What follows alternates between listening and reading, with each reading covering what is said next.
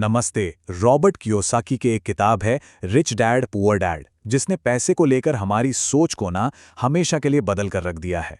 तो आज हम सिर्फ इस किताब को दोहराने नहीं वाले, बल्कि इसके उन सबसे ज़रूरी नियमों को पकड़ने वाले हैं जिन्हें अपनी ज़िंदगी में लागू करके कोई भी अपनी आर्थिक हालत बदल सकता है। तो चलिए सीधे काम की बात करते हैं। देखिए, सारा खेल बस इसी एक सोच के फ़र्क से शुरू हो जाता है। जब कोई कहता है मैं ये नहीं खरीद सकता, तो ये एक तरह से दिमाग पर फुल स्टॉप लगाने जैसा है। बात ही खत्म हो गई। लेकिन जैसे ही सवाल बदलता है, मैं इसे कैसे खरीद सकता हूं, तो पता है क्या होता है? दिमाग के घोड़े दौड़ने लगते हैं। वो नए नए रास्ते, नई संभावनाएं ढूंढने लगता है। यही वो एक छोटा सा सवाल है जो हमें प्रॉब्लम से सोल्यूशन की तरफ ले जाता है। तो कियोसाकी की कहानी बड़ी दिलचस्प है। वो बताते हैं कि उनकी परवरिश में दो पिताओं का हाथ था। एक तो थे उनके अपने पिता, जो बहुत पढ़े लिखे थे, सरकारी अफसर थे, लेकिन जिन्हें वो पुअर डैड बुलाते हैं क्योंकि वो हमेशा पैसों को लेकर परेशान रहते थे। और दूसरे थे उनके सबसे अच्छे दोस्त के पिता, एक बिजनेसमैन, जिन्हें वो रिच डैड कहते थे। और ये रिच डैड लगातार अमीर होते जा रहे थे। और इन दोनों की सोच में जमीन आसमान का फर्क था। एक तरफ पुअर डैड थे जो कहते थे बेटा खूब पढ़ो, अच्छी डिग्री लो और एक सुरक्षित नौकरी पकड़ लो। वहीं दूसरी तरफ रिच डैड ने सिखाया, देखो नौकरी करना जरूरी नहीं है, जरूरी ये सीखना है कि पैसा काम कैसे करता है। असली खेल तो पैसे से अपने लिए काम करवाना है। तो सवाल ये उठता है कि रिच डैड का वो सबसे बड़ा सीक्रेट था क्या? आखिर वो कौन सा एक नियम था जिस पर उनकी पूरी फिलॉसफी टिकी हुई है? अगर आज की इस पूरी बातचीत से सिर्फ एक बात घर लेके जानी हो ना, तो वो यही होनी चाहिए। और नियम बहुत ही सीधा साधा है। इतना सिंपल कि लोग अक्सर इसकी गहराई को नजरअंदाज कर देते हैं। रिच डैड का कहना था कि अमीर लोग अपनी पूरी जिंदगी सिर्फ एक चीज जमा करने में लगाते हैं, एसेट्स यानी संपत्ति, जबकि गरीब और मिडिल क्लास के लोग वो लायबिलिटीज यानी देनदारियां इकट्ठा करते रहते हैं। और मजे की बात यह है कि वो उन्हें एसेट्स ही समझ रहे होते हैं। तो ये एसेट आखिर है क्या भला?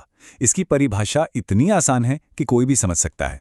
सीधी सी बात है, कोई भी ऐसी चीज जो जेब में पैसा डाले वो एक एसेट है। बस सोचकर देखिए, एक ऐसी मशीन जो हमारे लिए 24 घंटे पैसे कमा रही है, तब भी जब हम सो रहे हों या कहीं घूम रहे हों। और लायबिलिटी वो ठीक इसकी उल्टी है। कोई भी ऐसी चीज जो जेब से पैसा निकाले वो एक लायबिलिटी है। ये एक ऐसा छेद है जिससे पैसा लगातार बहता रहता है और हमारी मेहनत की कमाई को धीरे धीरे खत्म करता रहता है। चलिए अब कुछ असली दुनिया के उदाहरण देखते हैं। बाईं तरफ है हमारे एसेट्स, जैसे कोई छोटा सा घर या दुकान जिसका हर महीने किराया आ रहा हो। जेब में पैसा आ रहा है तो ये एसेट है। या किसी बढ़िया कंपनी के शेयर्स जिनसे डिविडेंड यानी मुनाफे का हिस्सा मिलता है, ये भी जेब में पैसा डाल रहे हैं। अब दाईं तरफ देखिए, ये है लायबिलिटीज, हमारी गाड़ी की ईएमआई, घर का होम लोन या वो क्रेडिट कार्ड का बिल जो हर महीने बढ़ता जाता है। ये सब क्या कर रहे हैं? जेब से पैसा निकाल रहे हैं। अच्छा, अब एक बड़ा मजेदार सवाल। हम में से ज्यादातर लोग अपनी गाड़ी को अपनी सबसे कीमती चीजों में से एक मानते हैं, है ना, एक संपत्ति। लेकिन रिच डैड की उस सिंपल सी परिभाषा के हिसाब से सोचें तो क्या हमारी कार वाकई एक एसेट है? जवाब है ज्यादातर मामलों में बिल्कुल नहीं। सोचिए जरा, कार का पेट्रोल, उसका बीमा, उसकी सर्विसिंग, उसकी मरम्मत, ये सब मिलकर लगातार हमारी जेब से पैसा निकालते ही रहते हैं। तो ये एक क्लासिक लायबिलिटी हुई। और सच पूछिए तो यही सबसे बड़ा फर्क है। आमतौर पे पैसा आते ही लोग सबसे पहले कार, फोन जैसी लायबिलिटीज पर खर्च करते हैं, जबकि अमीर लोग उसी पैसे से सबसे पहले एक एसेट खरीदते हैं जो उनके लिए और पैसा कमाए। चलिए अब एक और कमाल के कॉन्सेप्ट को समझते हैं। कियोसाकी इसे कहते हैं कैश फ्लो क्वाड्रेंट। ये एक सिंपल सा फ्रेमवर्क है जो बताता है कि दुनिया में पैसा कमाने के मुख्य तौर पर 4 ही तरीके हैं। ये हैं वो 4 खाने। ई यानी एम्प्लॉय या कर्मचारी जो किसी और के लिए नौकरी करता है। फिर है एस यानी सेल्फ एम्प्लॉयड, जैसे कोई डॉक्टर, वकील या छोटा दुकानदार जो अपने लिए काम करते हैं। फिर आता है बी यानी बिजनेस ओनर, जिसके पास एक पूरा सिस्टम है और लोग उस सिस्टम में उसके लिए काम करते हैं। और आखिर में आई यानी इन्वेस्टर, जो पैसे से पैसा बनाता है। अब असली खेल यहीं से शुरू होता है। इस क्वाड्रेंट की जो बाईं साइड है यानी ई और एस, यहां लोग पैसे के लिए काम करते हैं, मतलब अपना समय और अपनी मेहनत बेचते हैं। काम बंद तो पैसा बंद। लेकिन जो दाईं साइड है यानी बी और आई, यहाँ पैसा और सिस्टम लोगों के लिए काम करते हैं। यहाँ ऐसी चीजें बनाई जाती हैं जो किसी के बना भी लगातार इनकम देती रहें। तो फिर आर्थिक आज़ादी का रास्ता क्या है? बिल्कुल साफ है, धीरे धीरे खुद को इस क्वाड्रेंट की बाईं तरफ से दाईं तरफ ले जाना। इसका मतलब सिर्फ सैलरी पर टिके रहने के बजाय ऐसे बिजनेस और ऐसे इन्वेस्टमेंट खड़े करना जो 24 घंटे हमारे लिए काम करें। लेकिन ये सब सिर्फ पैसे के लेन देन या मैनेजमेंट का खेल नहीं है, इससे भी कहीं ज्यादा गहरा ये सोच बदलने का खेल है। रिच डैड की जो सबसे बड़ी सीख है ना, वो किसी फॉर्मूले के बारे में नहीं है, वो उस माइंडसेट के बारे में है, उस मानसिकता के बारे में है जो असल में दौलत को अपनी तरफ खींचती है। इस लाइन पर जरा गौर कीजिए, ये बहुत गहरी बात है। हमें अक्सर लगता है कि जिसकी सैलरी ज्यादा है वो अमीर है, पर सोचिए, अगर कोई महीने का 1 लाख कमा रहा है और खर्च 1,10,000 कर रहा है, तो वो अमीर कैसे हुआ? असली दौलत इस बात से नहीं बनती कि कितना कमाया, बल्कि इस बात से बनती है कि कमाए हुए में से कितना रखा और उसे एसेट्स में बदला। और ये आदत सोच के इस फर्क को बिल्कुल साफ कर देती है। जैसे ही सैलरी बढ़ती है या कोई बोनस हाथ आता है, तो एक आम इंसान का ध्यान कहाँ जाता है? नए फोन पर, बड़ी गाड़ी पर या बढ़िया छुट्टियों पर। ये सब क्या है? लाइबिलिटीज। वहीं एक अमीर मानसिकता वाला इंसान क्या करेगा? वो उसी पैसे से सबसे पहले एक और एसेट खरीदेगा जो उसकी इनकम को और बढ़ा दे। तो इसका प्रैक्टिकल तरीका क्या है? एक नियम बना लें। मान लीजिए कि एक महंगी बाइक लेनी है, तो उसे अपनी सैलरी से खरीदने की जगह पहले कुछ पैसा ऐसी जगह इन्वेस्ट करें, मान लीजिए किसी म्यूचुअल फंड में, जहां से रिटर्न आए। अब इंतजार करें, जब उस इन्वेस्टमेंट से इतनी इनकम आने लगे कि वो बाइक की ईएमआई आराम से भर सके, तब जाकर वो बाइक खरीदें। इससे हुआ क्या? आपके एसेट ने आपकी लायबिलिटी का खर्चा उठाया, आपकी मेहनत की कमाई ने नहीं। ठीक है, तो अब तक हमने थ्योरी तो समझ ली, लेकिन सवाल यह है कि इस सारी जानकारी का करें क्या? शुरुआत कहाँ से की जाए?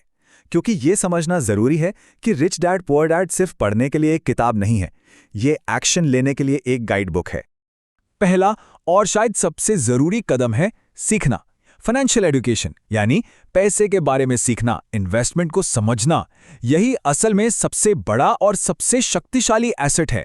हमारा दिमाग ही वो औजार है जो दौलत बना सकता है। इसलिए सबसे पहला इन्वेस्टमेंट हमेशा अपने ज्ञान पर करना चाहिए। तो चलिए इस पूरे एक्शन प्लान को 4 सिंपल स्टेप्स में समेटते हैं। स्टेप नंबर 1, कुछ भी खरीदने से पहले बस एक पल रुककर खुद से पूछना है, ये एसेट है या लायबिलिटी। स्टेप 2, अपना पूरा फोकस सिर्फ सैलरी बढ़ाने से हटाकर अपना एसेट कॉलम बनाने पर लगाना है। स्टेप 3, अपने काम के साथ साथ अपना खुद का बिजनेस बनाने पर ध्यान देना है, जिसका मतलब है उन एसेट्स में इन्वेस्ट करना जिन्हें हम समझते हैं और पसंद करते हैं। और स्टेप 4, अपनी नौकरी को सिर्फ तनख्वाह का जरिया नहीं, बल्कि नई नई स्किल सीखने का एक मौका समझना है। और आखिर में बस एक सवाल, ये कोई किताबी या फिलॉसफिकल सवाल नहीं है, बल्कि एक प्रैक्टिकल सवाल है। देखिए, आर्थिक आज़ादी की जो इमारत है ना, वो रोज एक एक ईंट रखकर ही बनती है। तो सवाल ये है कि आज वो कौन सा छोटा सा कदम उठाया जा रहा है, वो कौन सा नया एसेट बनाया जा रहा है जो हमें हमारे फाइनेंशियल गोल की एक कदम और करीब ले जाएगा। सोचिएगा जरूर। अक्सर जब गणित या किसी भी तरह के हिसाब किताब की बात होती है ना, हाँ। तो दिमाग में एकदम साफ तस्वीर बनती है। हाँ, मतलब जैसे 2 और 2 हमेशा 4 होते हैं। बिल्कुल, सब कुछ एकदम सुलझा हुआ, तार्किक। ऐसा लगता है कि अगर फॉर्मूला सही है तो जो नतीजा निकलेगा वो हमेशा सही ही होगा। और सच कहूं तो इंसानी दिमाग को ऐसी चीजें बहुत पसंद है ना, जिन्हें आसानी से गिना जा सके और एक तय खांचे में फिट किया जा सके। हाँ, एक तरह का सुकून मिलता है कि सब कुछ हमारे नियंत्रण में है। लेकिन जैसे ही हम पर्सनल फाइनेंस और दौलत बनाने की दुनिया में कदम रखते हैं, तो वो सारा साफ सुथरा गणित अचानक से काम करना बंद कर देता है। एकदम सही कहा। ऐसा लगता है जैसे किसी भूल भुलैया में आ गए हों, जहां ज्यादातर लोग बिना सोचे समझे बस एक ही दिशा में भाग रहे हैं और फिर भी पहुंच कहीं नहीं रहे। इस पूरी स्थिति को ना सही मायने में आर्थिक मनोवैज्ञानिक उलझन कहा जा सकता है। ये एक ऐसा दलदल है जहां ज्यादातर लोग पूरी जिंदगी फंसे रहते हैं। स्प्रेडशीट और अपना बजट बनाते हैं, खर्चे काटते हैं। हाँ, लेकिन फिर भी आर्थिक रूप से वहीं के वहीं रहते हैं, क्योंकि लोग इस बात को नजरअंदाज कर देते हैं कि पैसे का विज्ञान असल में गणित से ज्यादा मनोविज्ञान है। और आज के इस गहरे विश्लेषण में हमारा मिशन इसी मनोवैज्ञानिक धुंध को साफ करना है। आज हम दौलत बनाने के उन बुनियादी नियमों को डिकोड करेंगे जो अक्सर बहुत जटिल लगते हैं। बिल्कुल, और इसके लिए हम सिर्फ किताबी बातों पर निर्भर नहीं रहेंगे। नहीं, बिल्कुल नहीं। हमने कुछ बेहद प्रभावशाली स्रोतों को खंगाला है, जैसे रॉबर्ट कियोसाकी की रिच डैड पुअर डैड और द कैश फ्लो क्वाड्रेंट के सिद्धांत। और साथ ही व्हाइट कोट इन्वेस्टर का वो आलोचनात्मक रिव्यू भी जो इन नियमों की असल दुनिया में कड़ी परीक्षा लेता है। हाँ, और रियल एस्टेट निवेश से जुड़े कुछ व्यावहारिक लेख भी इस चर्चा का हिस्सा हैं। हमारा मकसद ये समझना है कि अमीर लोग पैसे के बारे में बाकी दुनिया से अलग कैसे सोचते हैं। ये टकराव बहुत दिलचस्प होने वाला है, क्योंकि जब पैसे की बात आती है ना, तो सबसे बड़ी रुकावट बैंक अकाउंट में नहीं होती, बल्कि इंसान की अपनी खोपड़ी के अंदर होती है। सही कहा। स्रोतों में जो दो पिताओं के जरिए नजरिया पेश किया गया है, वो इसी बात को साबित करता है। एक गरीब मानसिकता वाला पिता और एक अमीर मानसिकता वाला पिता। दोनों दुनिया को बिल्कुल अलग अलग लेंस से देखते थे, और यहीं से पैसे को लेकर हमारे मूल विश्वासों की नींव पड़ती है। बिल्कुल। जैसे एक नजरिया ये है कि पैसे का प्यार ही सब बुराइयों की जड़ है। हम ऐसे माहौल में पले बड़े लोग अक्सर हर महंगी चीज को देखकर एक ही बात कहते हैं कि मैं इसका खर्च नहीं उठा सकता। सुनने में ये महज एक आम वाक्य लगता है, लेकिन मनोविज्ञान के नजरिए से देखें तो ये एक पूर्ण विराम है। एक बयान है ना। जैसे कोई ये कहता है उसका दिमाग काम करना बंद कर देता है। हाँ, उसने समस्या के सामने हथियार डाल दिए हैं। इसके पीछे का तंत्र समझना बहुत जरूरी है।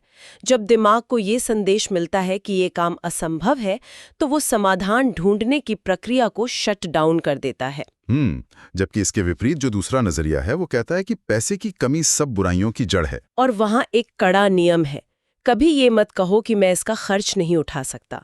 इसके बजाय हमेशा एक सवाल पूछो, मैं इसका खर्च कैसे उठा सकता हूँ। बिल्कुल, ये शब्दों का एक बहुत ही छोटा सा बदलाव है, लेकिन इसका असर जादुई होता है। मुझे तो लगता है कि मैं इसे नहीं खरीद सकता कहना एक दरवाजे पर ताला लगाने और उसकी चाबी हमेशा के लिए किसी गहरी नदी में फेंक देने जैसा है। दिमाग का दरवाजा बंद। बहुत सही उदाहरण दिया। और जबकि मैं इसे कैसे खरीद सकता हूँ पूछना उस ताले की चाबी ढूंढने की पहली सीढ़ी है।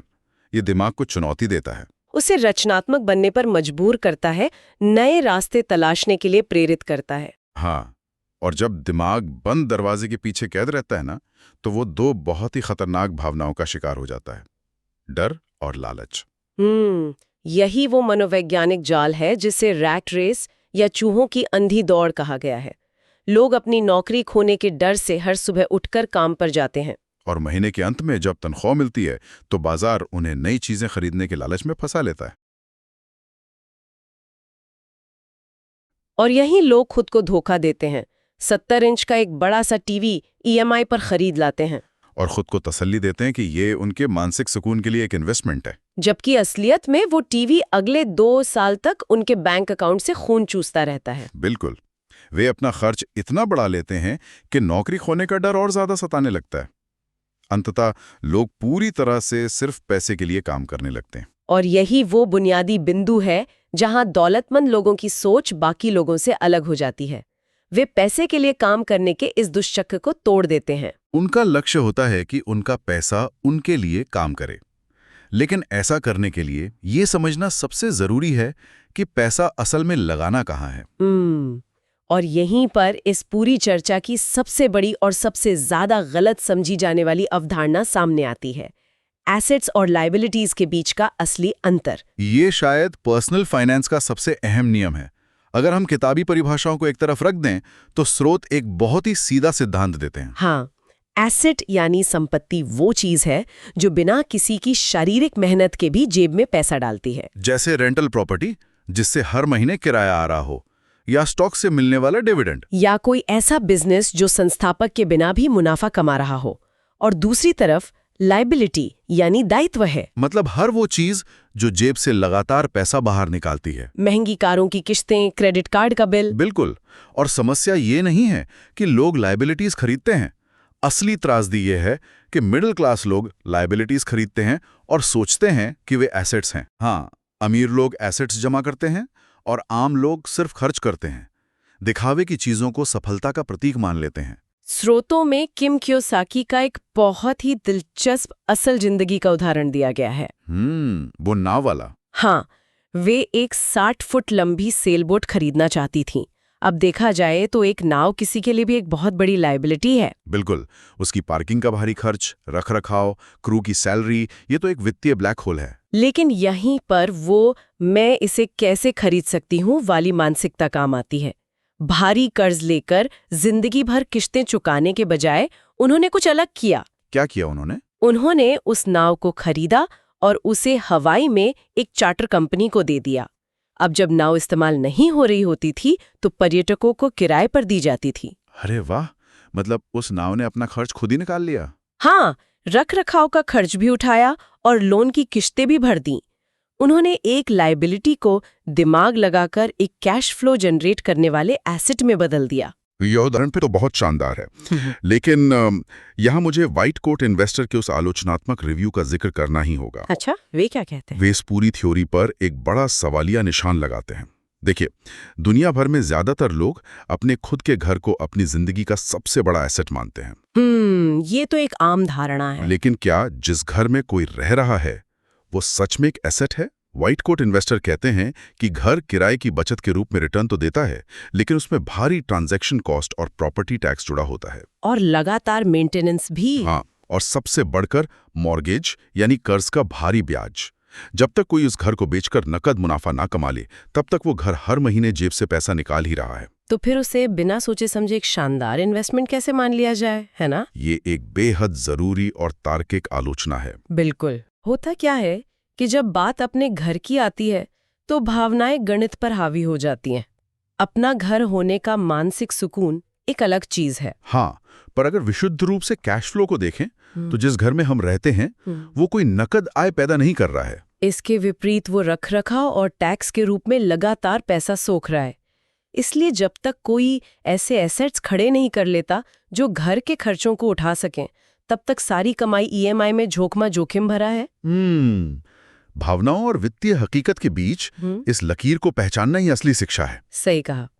इसका सीधा निष्कर्ष ये निकलता है कि फोकस उन चीजों को खरीदने पर होना चाहिए जो नकद पैसा लाकर दें। लेकिन यार, ये तो एक कैच 22 वाली स्थिति हो गई ना। एसेट्स खरीदने के लिए भारी पूंजी की जरूरत होती है। हाँ, पैसा तो चाहिए। अगर कोई आम नौकरी पेशा व्यक्ति अपनी आधी कमाई टैक्स और खर्चों में ही गंवा रहा है तो वो पूंजी कहाँ से लाएगा? यहीं पर स्रोतों का अगला सिद्धांत द कैश फ्लो क्वाड्रेंट तस्वीर में आता है। ये समझाता है कि पैसा कमाने के तरीके कौन से हैं और टैक्स का गणित कैसे काम करता है। तो इस क्वाड्रेंट को थोड़ा आसान भाषा में समझते हैं। दुनिया के आर्थिक ढांचे को 4 हिस्सों में बांटा गया है। बाईं ओर हैं ई यानी कर्मचारी और एस यानी स्वरोजगार करने वाले, और दाईं तरफ हैं बी यानी बिजनेस के मालिक, और आई यानी निवेशक। बिल्कुल।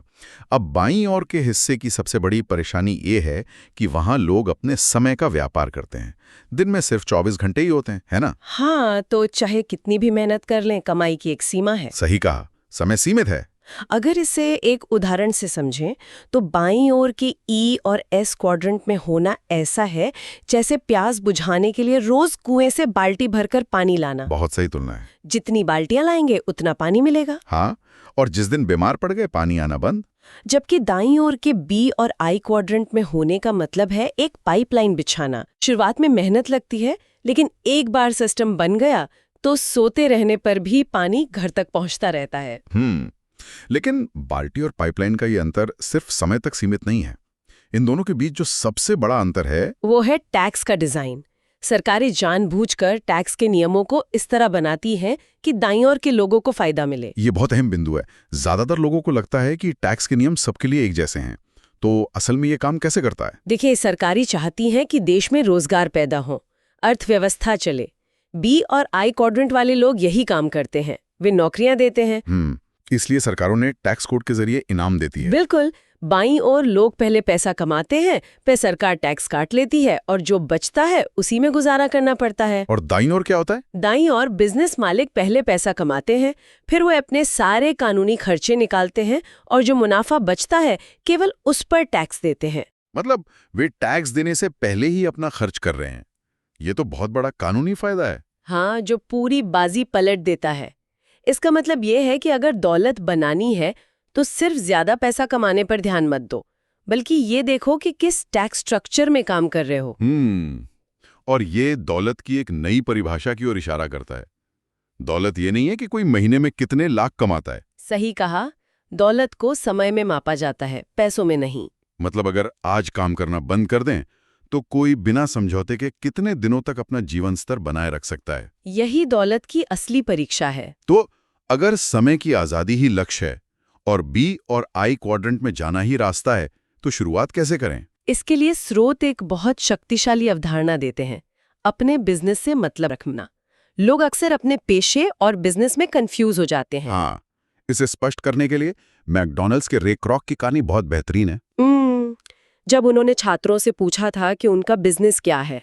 हाँ, सब हंसने लगे कि भाई पूरी दुनिया जानती है मैकडॉनल्ड्स हैमबर्गर बेचता है। लेकिन रे क्रॉक ने कहा कि हैमबर्गर बेचना उनका पेशा है, असली बिजनेस रियल एस्टेट का है। बिल्कुल, वे फ्रेंचाइजी को जिस चौराहे पे बर्गर बेचने का अधिकार देते हैं, उस जमीन को कंपनी खुद खरीदती है। और आज मैकडॉनल्ड्स दुनिया के सबसे बड़े रियल एस्टेट मालिकों में से एक है।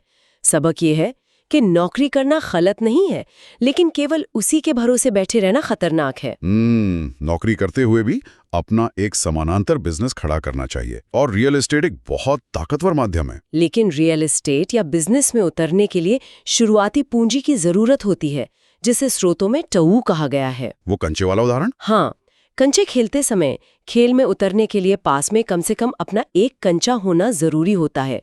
वही शुरुआती पूंजी है। लेकिन जब बिजनेस शुरू करने की बात आती है तो लोग बहुत बहाने बनाते हैं। मेरे पास पैसा नहीं है, समय नहीं है, या मुझे टॉयलेट ठीक करना पसंद नहीं है। क्या ये सच में जायज परेशानियां हैं या इनके पीछे पैसा डूबने का डर छिपा है? मेरा मानना है कि ये डर है। बिल्कुल। एक शिक्षित निवेशक खुद प्लम्बर का काम नहीं करता, वो मैनेजर रखता है।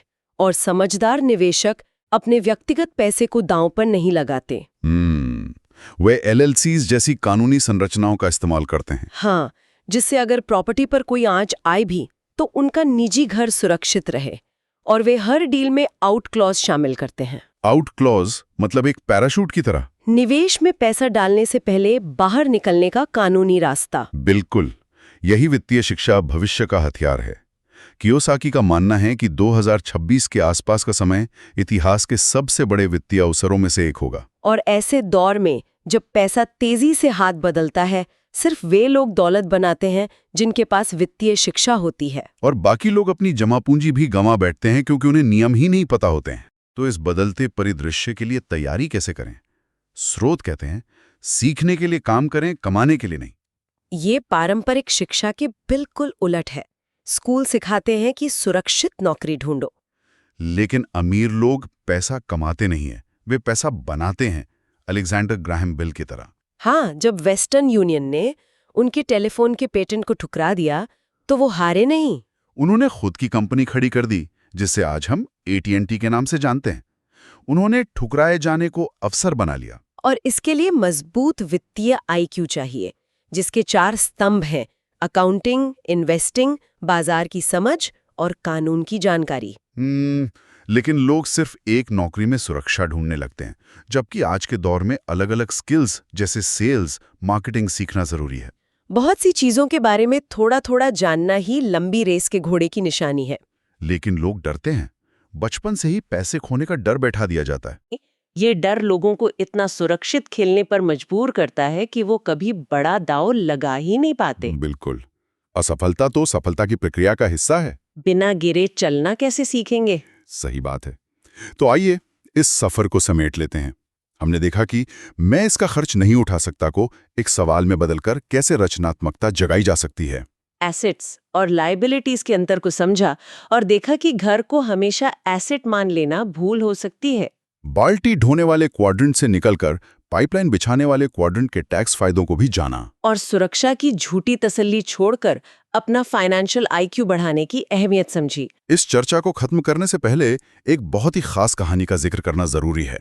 9 साल के 2 बच्चों कियोसाकी और उनके दोस्त माइक की कहानी। हाँ, जब उन्होंने पहली बार सीखा कि पैसा कैसे काम करता है तो उन्होंने कॉमिक बुक लाइब्रेरी शुरू की। फीस लेने लगे और उसे चलाने के लिए माइक की बहन को काम पर रख लिया।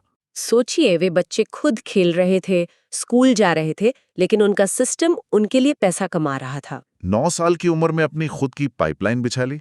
बिल्कुल। और यही वो सवाल है जो हम सबको खुद से पूछना चाहिए। दशकों पहले, बिना इंटरनेट के, अगर 2 9 साल के बच्चे पैसिव इनकम का सिस्टम बना सकते हैं, तो आज के इस डिजिटल युग में हमें अपनी खुद की कॉमिक बुक लाइब्रेरी ढूंढने से कौन रोक रहा है? वो कौन सी पाइपलाइन है जिसकी नींव आज रखी जा सकती है? इसी विचार के साथ पैसों के मनोविज्ञान की इस चर्चा को यहीं विराम देते हैं। पुरानी सोच को पीछे छोड़िए और अपने खुद के सिस्टम की तलाश शुरू कीजिए।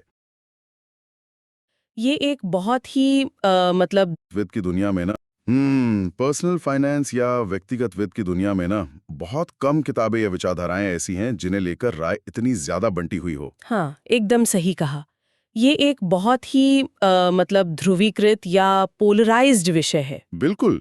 मतलब एक तरफ तो विल स्मिथ और डेमन जॉन जैसे बड़े सितारे हैं, वो कहते हैं कि रिच डैड पुअर डैड और रॉबर्ट कियोसाकी की निवेश रणनीतियों ने उनके सोचने का पूरा नजरिया ही बदल दिया है। और दूसरी तरफ अगर देखें तो स्लेट जैसी प्रतिष्ठित पत्रिकाएं हैं और कई बड़े वित्तीय विश्लेषक भी हैं जो इस पूरी विचारधारा को खतरनाक और भ्रामक बताते हैं। हाँ, कुछ ने तो इसे सीधे तौर पर बकवास तक कह दिया है। बिल्कुल।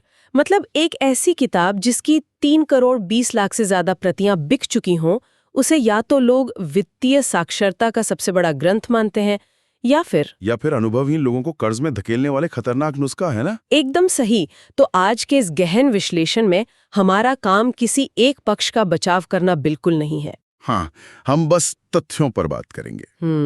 हम मूल किताब के अंशों, 2008 के द स्ट्रीट के एक बहुत ही महत्वपूर्ण इंटरव्यू और व्हाइट कोट इन्वेस्टर जैसे विशेषज्ञों की समीक्षाओं का इस्तेमाल करेंगे, ताकि इस सारे शोर शराबे के बीच से हम वो व्यावहारिक ज्ञान निकाल सके जो किसी के भी काम आ सके, बिना किसी पक्षपात के। बिल्कुल। तो इस पूरी बहस की जड़ को समझने के लिए मुझे लगता है हमें उस बुनियादी सिद्धांत से शुरुआत करनी चाहिए जिसने इस पूरी विचारधारा की नींव रखी। आप संपत्ति और दायित्व यानी एसेट्स और लायबिलिटीज वाली उस परिभाषा की बात कर रही है ना? हाँ, वही जो पारंपरिक अकाउंटिंग की किताबों से एकदम अलग है। मतलब बचपन से तो कोई भी आम इंसान यही सुनता आता है कि अपना घर होना जिंदगी की सबसे बड़ी संपत्ति है। लेकिन यहाँ इस पूरी अवधारणा को पलट दिया गया है। कियोसाकी के जो रिच डैड हैं, उनकी पूरी सोच नकद प्रवाह यानी कैश फ्लो पर टिकी है। कैश फ्लो, तो इसे वो कैसे समझाते हैं? देखिए, पारंपरिक अकाउंटिंग कहती है कि कोई भी मूल्यवान चीज संपत्ति है, लेकिन यहाँ नियम बहुत ही निर्मम और सीधा है। संपत्ति सिर्फ वो है जो हर महीने आपकी जेब में पैसा डाले, भले ही इंसान सो रहा हो या छुट्टी पर हो। एकदम सही। जैसे कोई किराए पर दी गई दुकान हो गई या लाभांश यानी डिविडेंड देने वाले शेयर हो गए। और दायित्व या लायबिलिटी फिर क्या हुई? दायित्व वो हर चीज है जो जेब से पैसा बाहर निकाले। तो इस परिभाषा के हिसाब से रहने के लिए खरीदा गया एक बड़ा घर, जिसकी भारी ईएमआई, रखरखाव और प्रॉपर्टी टैक्स हर महीने चुकाना पड़ता है, वो कोई संपत्ति नहीं है? बिल्कुल नहीं।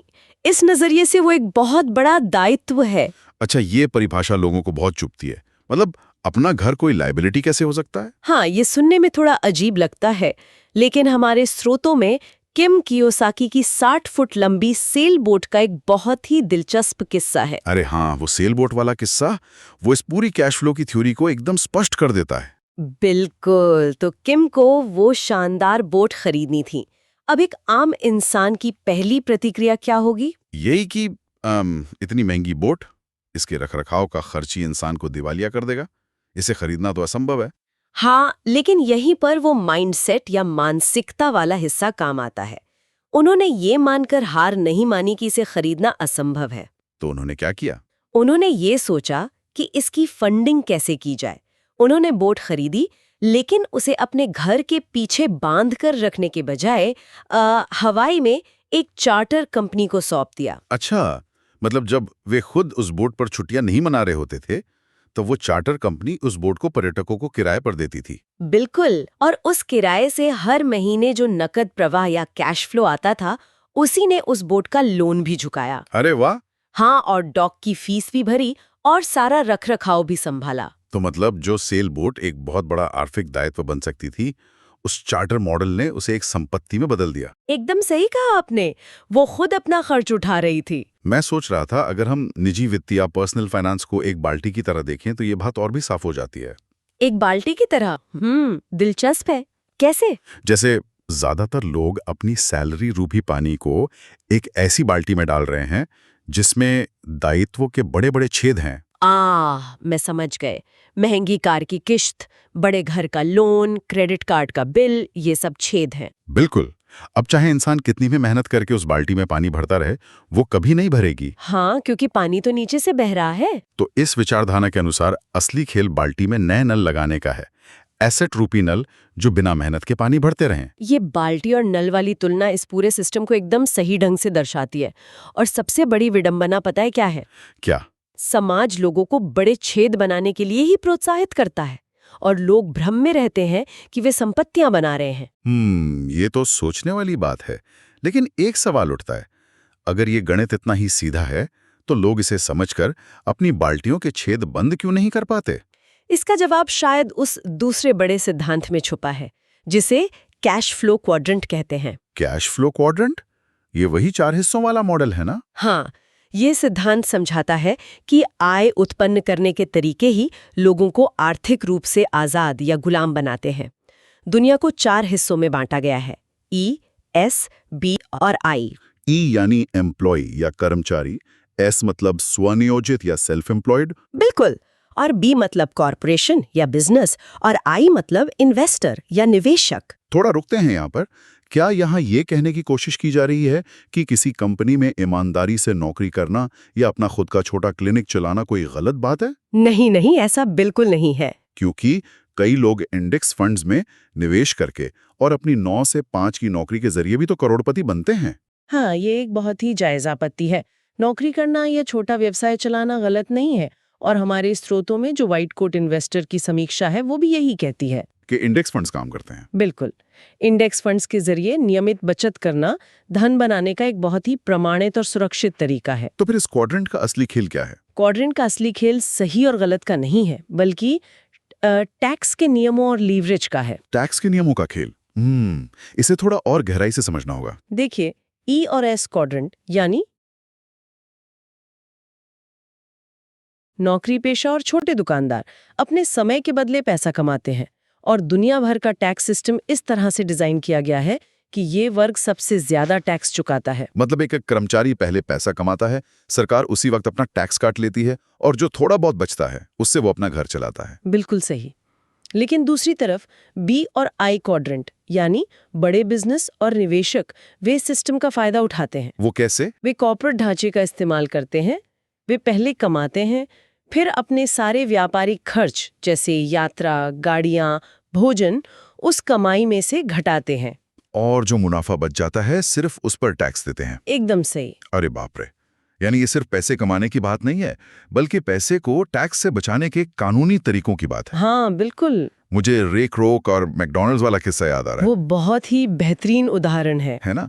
दुनिया को लगता है कि मैकडॉनल्ड्स बर्गर बेचने का बिजनेस है, लेकिन रेक रोक ने एक बार कहा था कि उनका असली बिजनेस रियल एस्टेट है। वे फ्रेंचाइजी मालिकों को सिर्फ बर्गर बेचने का अधिकार नहीं देते थे, बल्कि वे वो जमीन खरीदते थे जिस पर रेस्टोरेंट बनता था, और फिर उसी जमीन को फ्रेंचाइजी को किराए पर देते थे। ये बी और आई क्वाड्रेंट की सोच का सबसे बेहतरीन उदाहरण है। अरे बर्गर बेचना एक काम था, लेकिन जमीन का किराया खाना उनका कैश फ्लो था। वाह! इसी बात को आगे बढ़ाते हुए टॉम व्हीलराइट, जो खुद एक सीपीए हैं, कहते हैं कि रियल एस्टेट को कभी भी एक पार्ट टाइम शौक की तरह नहीं देखना चाहिए। तो फिर क्या ये एक फुल टाइम बिजनेस है? हाँ, ये एक उचित व्यवसाय है।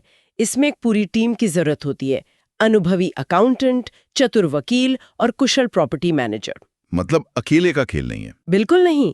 सही टीम और पक्की अकाउंटिंग ही वो ढाल है जो निवेशकों को भारी टैक्स से बचाती है। ये सब सिद्धांत में तो बहुत शानदार लगता है, लेकिन जब हम कियोसाकी जैसे लेखकों को वास्तविक दुनिया में निवेश करते देखते हैं, तो क्या वे सच में अपनी इन बातों पर अमल करते हैं? ये एक बहुत ही अहम सवाल है, और 2008 का द स्ट्रीट इंटरव्यू इस मामले में बहुत सारी परतें खोलता है। हाँ, क्योंकि वो इंटरव्यू उनके असली पोर्टफोलियो की बात करता है। बिल्कुल, वो इंटरव्यू सच में आंखें खोलने वाला है। कियोसाकी जब भी रियल एस्टेट खरीदते हैं तो वो आम निवेशकों की तरह ये सोचकर नहीं खरीदते कि 10 साल बाद प्रॉपर्टी की कीमत दोगुनी हो जाएगी। तो वो कैपिटल गेन के लिए नहीं खरीदते? नहीं, वैसे शुद्ध कैश फ्लो के लिए खरीदते हैं।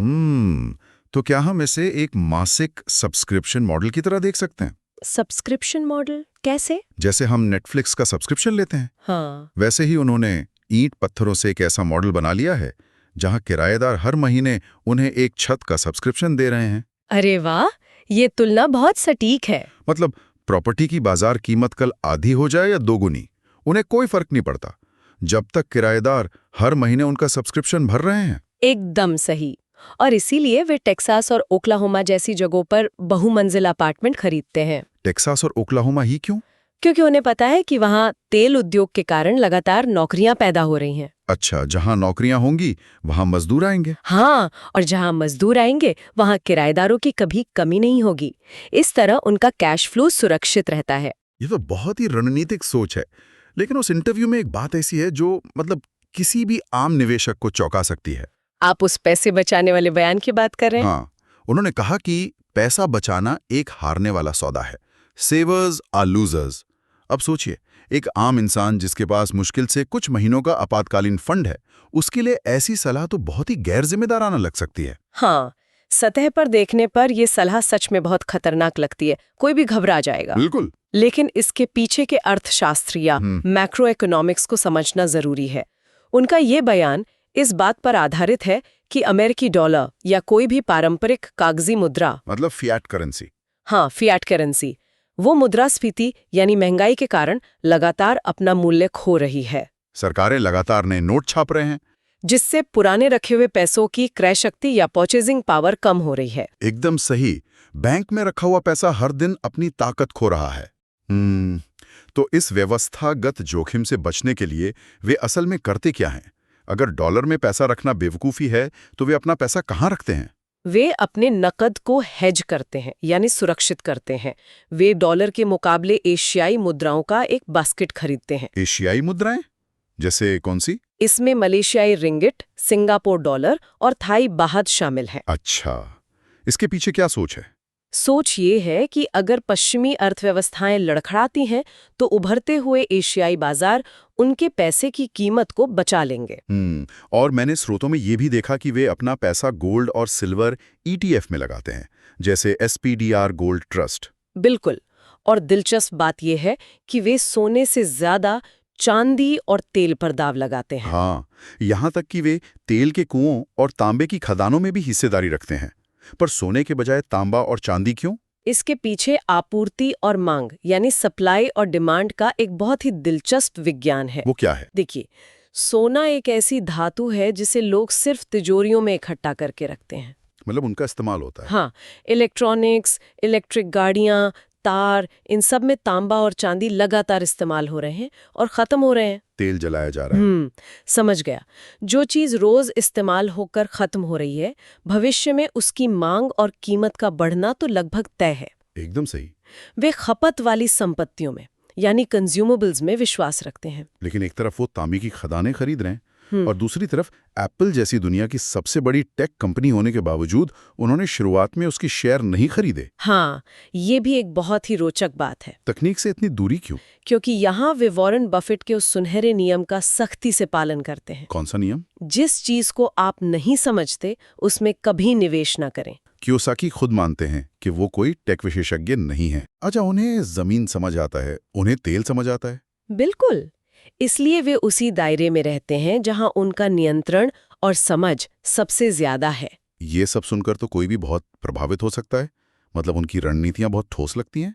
लगती तो है।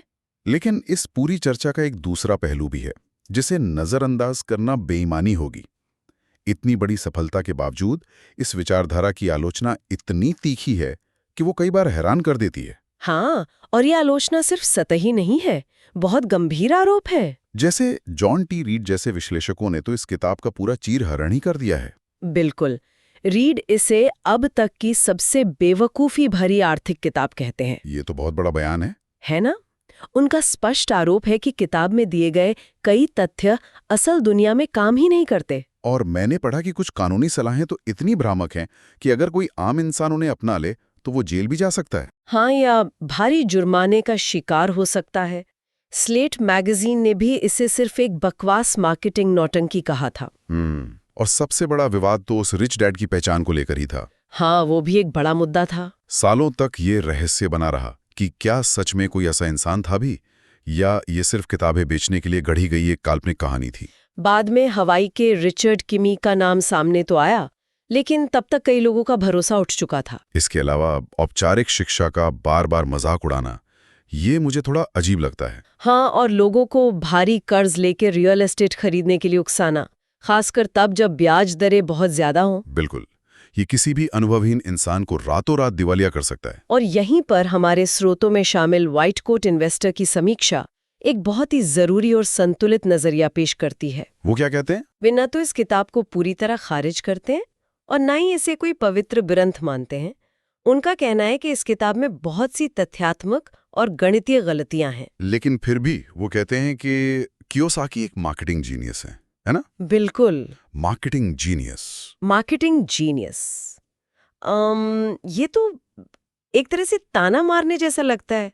ऐसा लग रहा है जैसे वे कह रहे हों कि आपका गणित और आपके तथ्य तो पूरी तरह गलत है, लेकिन क्या गजब की कहानी बेचते हैं आप। हाँ, इसे इसी रूप में देखा जा सकता है। व्हाइट कोट इन्वेस्टर का मुख्य तर्क ये है कि कियोसाकी की सफलता उनके गणित में नहीं, बल्कि मनोविज्ञान या साइकोलॉजी में है। मतलब उन्होंने नीरस और उबाऊ अकाउंटिंग को एक ऐसी कहानी में पिरो दिया जिसने आम लोगों के सोचने का तरीका ही बदल दिया। एकदम सही। ये किताब लोगों को कमी की मानसिकता यानी स्कार्सिटी माइंडसेट से बाहर निकालती है और प्रचुरता की मानसिकता यानी अबंडेंस माइंडसेट की ओर धकेलती है। हाँ, ये सिखाती है कि संपत्ति बनाना कोई ऐसा रहस्य नहीं है जो सिर्फ कुछ खास लोगों तक सीमित हो। तो अगर हम इस पूरे विश्लेषण का सार निकालें तो क्या ये कहना सही होगा कि इस किताब को निवेश का कोई सटीक नक्शा मानकर आंख बंद करके हर कदम का पालन करना बेवकूफ़ी होगी? बिल्कुल बेवकूफ़ी होगी। इसके बजाय इसे सिर्फ एक चिंगारी की तरह देखना चाहिए। हाँ, एक चिंगारी, एक ऐसी चिंगारी जिसका काम सिर्फ दिमाग के बंद दरवाजों को खोलना है, ताकि लोग अपनी आर्थिक साक्षरता की यात्रा खुद शुरू कर सकें। इस पूरी बहस का इससे बेहतर निष्कर्ष नहीं हो सकता। व्हाइट कोट इन्वेस्टर की समीक्षा भी इसी बात पर जोर देती है, जो उपयोगी लगे उसे अपनाएं और बाकी को छोड़ दें। मतलब इस पूरी विचारधारा का असली मूल्य इसमें नहीं है कि कौन सा कॉर्पोरेट ढांचा बनाया जाए या तांबे की खदान खरीदी जाए। बिल्कुल नहीं।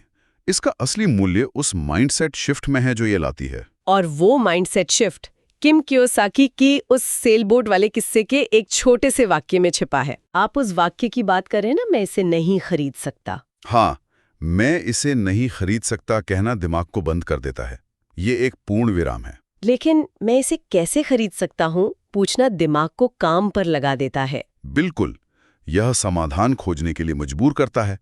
यही वो व्यवहारिक ज्ञान है जो इस सारे विवाद और शोर शराबे के बीच से निखर कर सामने आता है। और यही वो बदलाव है जो किसी भी इंसान के अपने पैसे और अपनी क्षमताओं को देखने के नजरिए को हमेशा के लिए बदल सकता है। तो इस पूरी चर्चा को समेटते हुए आइए एक ऐसे विचार पर नजर डालते हैं जो इन सभी स्रोतों की जानकारी से पैदा होता है, लेकिन एक बहुत ही गहरा सवाल खड़ा करता है। कौन सा सवाल? देखिए, अगर आज के इस तेजी से बदलते युग में जानकारी और वित्तीय साक्षरता ही किसी इंसान की सबसे बड़ी संपत्ति है, हाँ, और बैंक में रखा हुआ पारंपरिक पैसा सिर्फ एक ऐसी मुद्रा है जो हर गुजरते दिन के साथ अपना मूल्य खो रही है, बिल्कुल। तो क्या हमारी वो पारंपरिक शिक्षा प्रणाली जो आज भी इंसानों को सालों तक सिर्फ उसी गिरते हुए पैसे के लिए गधों की तरह काम करना सिखाती है, क्या वो प्रणाली खुद हमारे भविष्य के लिए सबसे बड़ा दायित्व बन चुकी है? इस पर जरूर विचार करें। सोचिए, अगर कोई आपसे कहे कि जीवन का वो सबसे बड़ा सपना जिसे पूरा करने के लिए लोग अपनी आधी जिंदगी भारी भरकम ईएमआई चुकाने में लगा देते हैं, मेरा मतलब है अपना खुद का घर, वो असल में एक संपत्ति है ही नहीं। और सिर्फ इतना ही नहीं, बल्कि वो घर हर महीने लोगों को और ज्यादा गरीब बना रहा है। झटका लगा ना? हमारी इस नई गहन चर्चा में स्वागत है।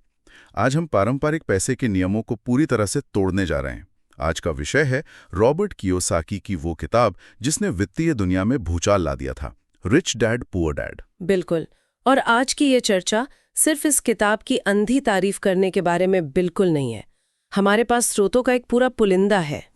सही कहा। हमने मूल पुस्तक के सारांश और वित्तीय लेखों के साथ साथ व्हाइट कोट इन्वेस्टर जैसी जगह से आई तीखी आलोचनात्मक समीक्षाओं का भी गहराई से विश्लेषण किया है। हमारा मिशन सिर्फ ये देखना नहीं है कि अमीर लोग अपना पैसा कैसे खर्च करते हैं। तो फिर असली मकसद क्या है? हमारा उद्देश्य उन तकनीकी पहलुओं को, उन तंत्रों को डिकोड करना है जो वित्तीय स्वतंत्रता का असली आधार है, और वो भी बिना किसी भारी भरकम आर्थिक शब्दावली के जाल में उलझे। अरे वाह, ये तो बहुत बढ़िया रहेगा।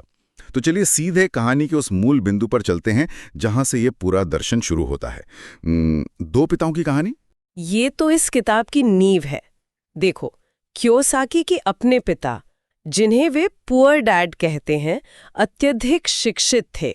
उनके पास एक बेहतरीन नौकरी थी। हाँ, एक सुरक्षित सरकारी नौकरी है ना? बिल्कुल, लेकिन उनका दृढ़ विश्वास था कि पैसे का प्यार हर बुराई की जड़ है। दूसरी ओर उनके दोस्त के पिता थे, जिन्हें वे रिच डैड कहते हैं। वो कम शिक्षित थे, लेकिन वित्तीय मामलों में बेहद चतुर थे। उनका मानना था कि पैसे की कमी हर बुराई की जड़ है। मतलब ये सिर्फ दो अलग अलग विचार नहीं है, ये दुनिया को देखने के दो बिल्कुल विपरीत चश्मे हैं। एकदम सही।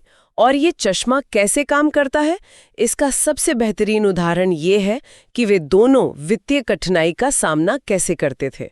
हाँ, मुझे स्रोतों से वो उदाहरण याद आ रहा है। पुअर डैड किसी महंगी चीज को देखकर सीधे कह देते थे, मैं इसे वहन नहीं कर सकता, यानी इसे खरीदना मेरे बस की बात नहीं है, बस बात खत्म। और यही सबसे बड़ी गलती है। लेकिन रिच डैड उसी स्थिति में एक सवाल पूछते थे, मैं इसे कैसे वहन कर सकता हूँ? ये बहुत छोटा सा बदलाव लगता है, लेकिन इसका असर बहुत गहरा है ना? बहुत ज्यादा।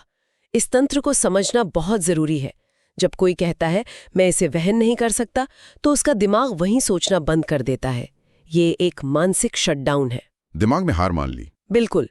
लेकिन जब सवाल पूछा जाता है कि मैं इसे कैसे वहन कर सकता हूं, तो यह दिमाग को काम करने के लिए मजबूर करता है। यह रचनात्मकता को जगाता है, समाधान खोजने की प्रक्रिया शुरू करता है। और यही रचनात्मकता बचपन से ही वित्तीय समझ का बीज बोती है। इसी रचनात्मकता का एक बहुत ही दिलचस्प और मतलब सच कहूं तो काफी मजेदार किस्सा हमारे स्रोतों में मौजूद है। आप उस सिक्के बनाने वाले किस्से की बात कर रहे हैं ना?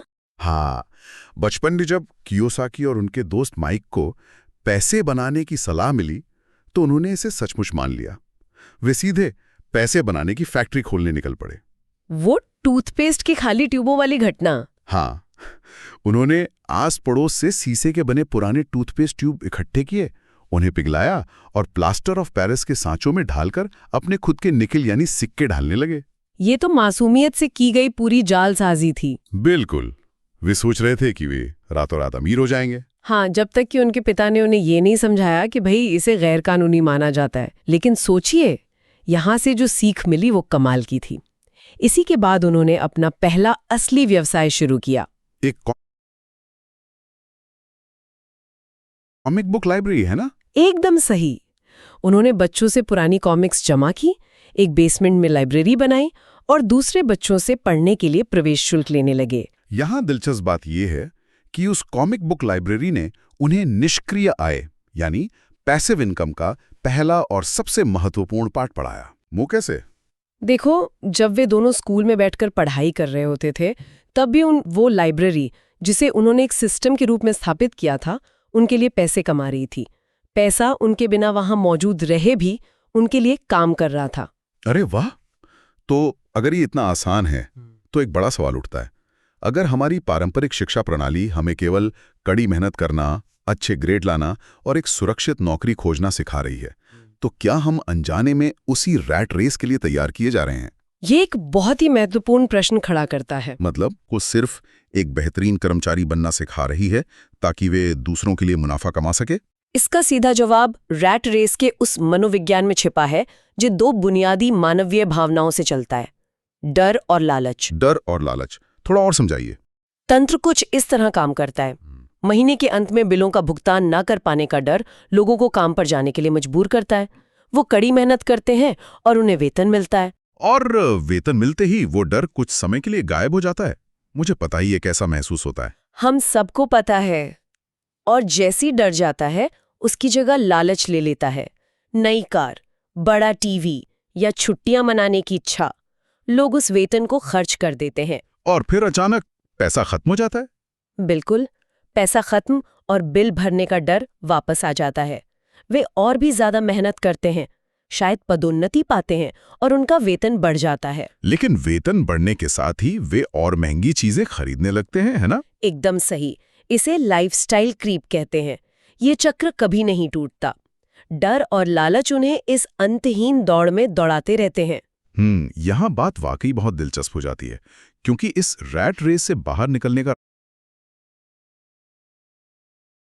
रास्ता ज्यादा पैसा कमाना नहीं है, बल्कि दो सरल शब्दों के बीच के अंतर को समझना है, संपत्ति और देनदारी। एसेट और लायबिलिटी। हाँ, कियोसाकी का नियम बहुत स्पष्ट है।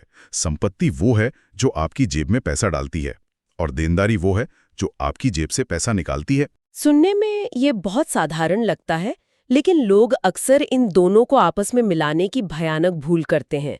मध्यम वर्ग अक्सर ऐसी चीजें खरीदता है जिन्हें वे संपत्ति मानते हैं, लेकिन वास्तव में वे देनदारियां होती हैं। रुकिए, मुझे यहाँ इस चर्चा में एक बड़ा सवाल उठाना है।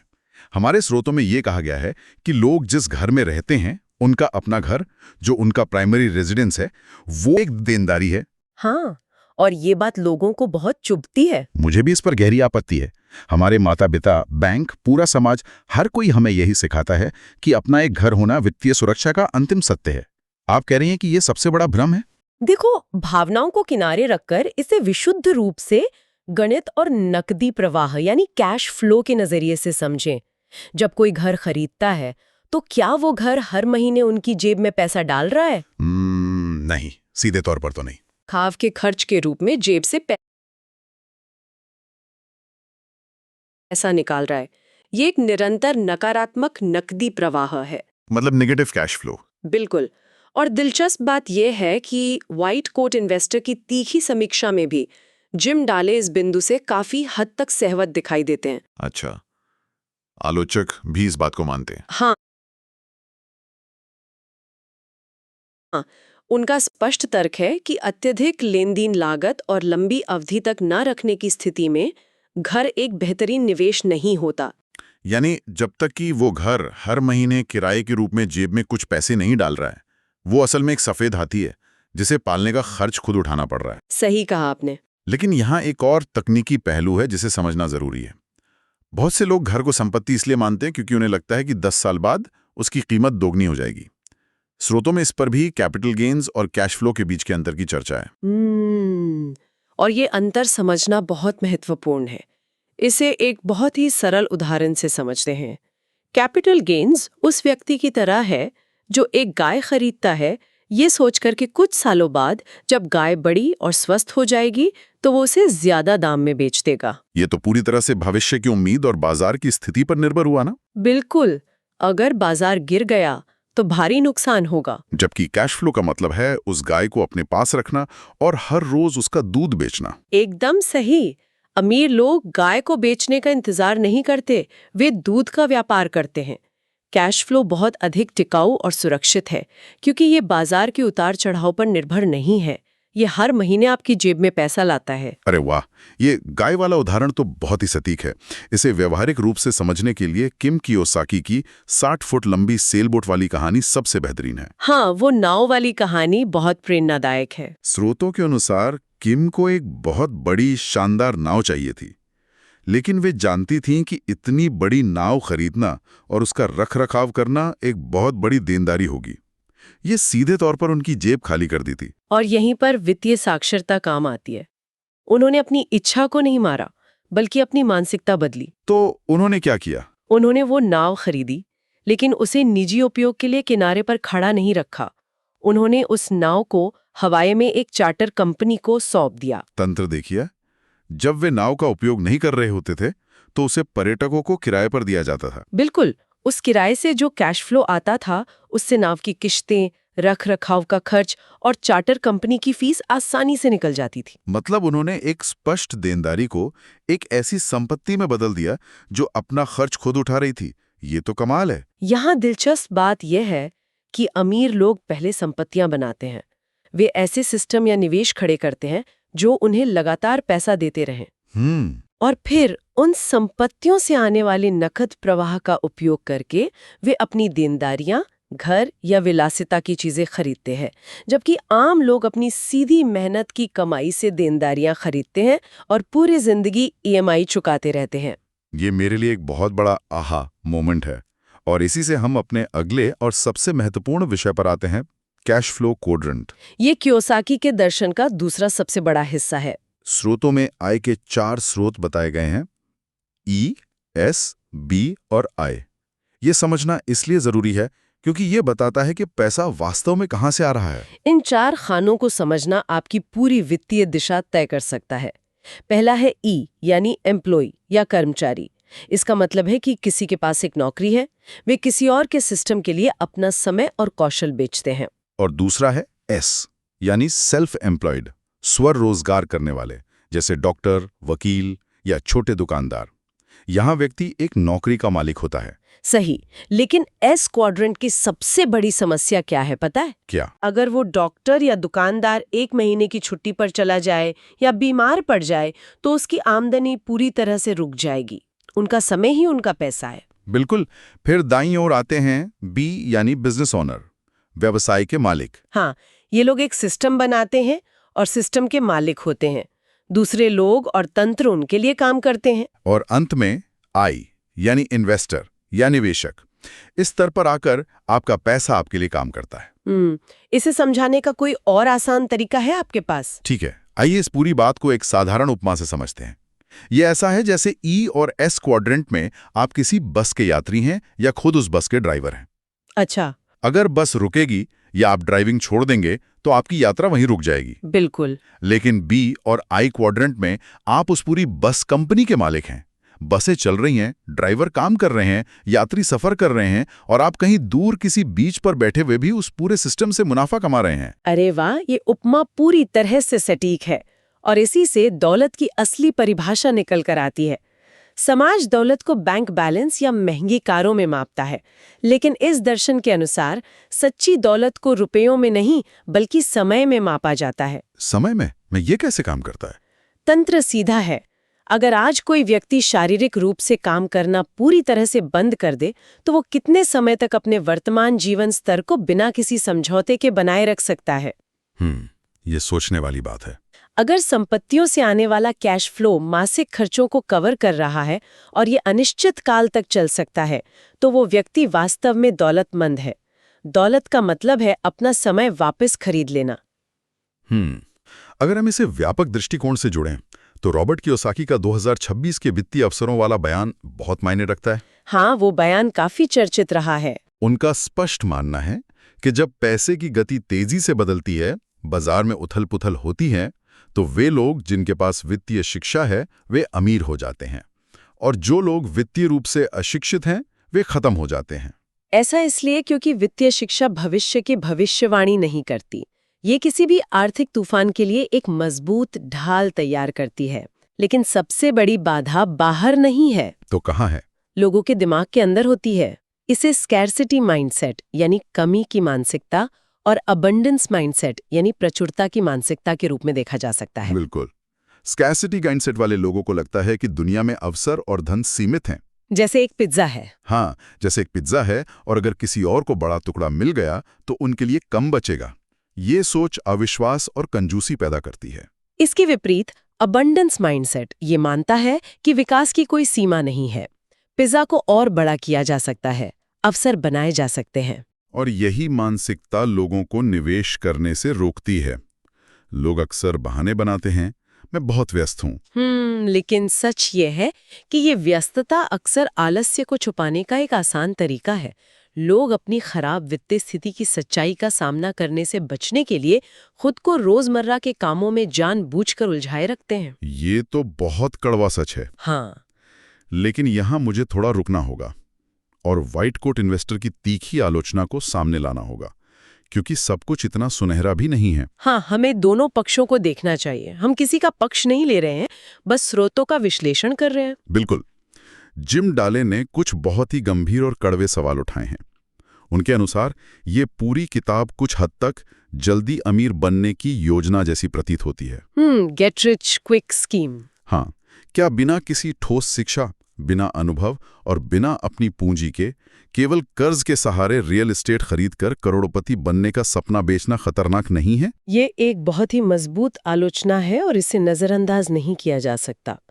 डाहले का तर्क ऐतिहासिक संदर्भ में भी पूरी तरह सटीक है। इस तंत्र को समझना बहुत जरूरी है कि कर्ज या लेवरेज कैसे काम करता है। लेवरेज एक दो-धारी तलवार है। बिल्कुल, लेवरेज आग की तरह है। ये आपका खाना भी पका सकता है और आपका घर भी जला सकता है। तो 2007-2008 के हाउसिंग क्रैश में वास्तव में क्या हुआ था? हमारे स्रोतों में इसका जिक्र है। 2008 के संकट से ठीक पहले कियोसाकी की अत्यधिक कर्ज लेने की सलाह ने बहुत से लोगों को बर्बाद कर दिया। तंत्र कुछ इस तरह था। मान लीजिए एक व्यक्ति ने अपनी जेब से बहुत कम पैसा लगाया और बैंक से भारी कर्ज लेकर 3 घर खरीद लिए। और उनकी योजना ये थी कि किराएदार जो किराया देंगे उससे बैंक की किस्तें आसानी से चुकाई जाएंगी। बिल्कुल सही। लेकिन जब बाजार क्रैश हुआ तो एक चेन रिएक्शन शुरू हो गया। किराएदार बेरोजगार हो गए। एकदम सही।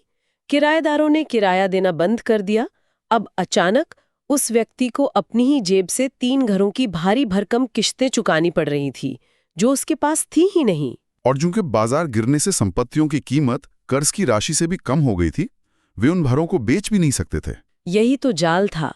नकारात्मक नकदी प्रवाह ने रातों रात उन्हें दिवालिया कर दिया। यही कारण है कि आंख बंद करके दूसरों के पैसे पर दाव लगाना विनाशकारी हो सकता है। और इसीलिए डाहले का ये तर्क बहुत ठोस लगता है कि नौकरी को पूरी तरह से नकारना या उसे नीचा दिखाना बेवकूफ़ी है। एक अच्छी डिग्री और एक वास्तविक नौकरी के साथ उद्यमशीलता को जोड़ना कहीं अधिक सुरक्षित रणनीति है। बिल्कुल। आपकी नौकरी आपको एक स्थिर कैश फ्लो देती है, जो निवेश के दौरान आने वाले झटकों को बर्दाश्त करने की ताकत प्रदान करती है। तो अगर हम इस पूरी बहस का निष्पक्ष रूप से सारांश निकालें तो क्या निष्कर्ष निकलता है? सारांश ये है कि संपत्ति बनाम देनदारी के जो बुनियादी नियम हैं, वे तकनीकी रूप से 100% सही है, लेकिन उन्हें वास्तविक जीवन में लागू करने के लिए केवल मोटिवेशन की नहीं, बल्कि गहरी और वास्तविक वित्तीय शिक्षा की आवश्यकता होती है। केवल जोश में आकर कर्ज लेना वित्तीय साक्षरता नहीं, बल्कि जुआ है। तो इस सब का क्या मतलब है? अगर कोई आज की इस चर्चा से केवल 3 बातें याद रखना चाहे, तो वो क्या होनी चाहिए? पहली बात, अपनी देनदारियों को संपत्ति समझने की ऐतिहासिक भूल कभी ना करें। आपका घर, आपकी कार, जब तक वे जेब में पैसे नहीं डाल रहे, वे संपत्तियां नहीं हैं। ये सबसे बड़ा सबक है। और दूसरी बात, अपनी आय के स्रोतों को कैश फ्लो क्वाड्रेंट में बी यानी बिजनेस और आई यानी निवेशक की तरफ ले जाने के तरीके खोजें। और तीसरी और सबसे अहम बात, अपनी वित्तीय शिक्षा को कभी रुकने ना दें। ये एक दिन में सीखी जाने वाली ट्रिक नहीं है, बल्कि एक जीवन भर चलने वाली प्रक्रिया है। चाहे आप कर्मचारी हों या व्यवसायी, पैसे के तंत्र को समझना ही असली स्वतंत्रता है। आज की इस चर्चा ने सच में पारंपरिक ज्ञान की धज्जियां उड़ा दी हैं।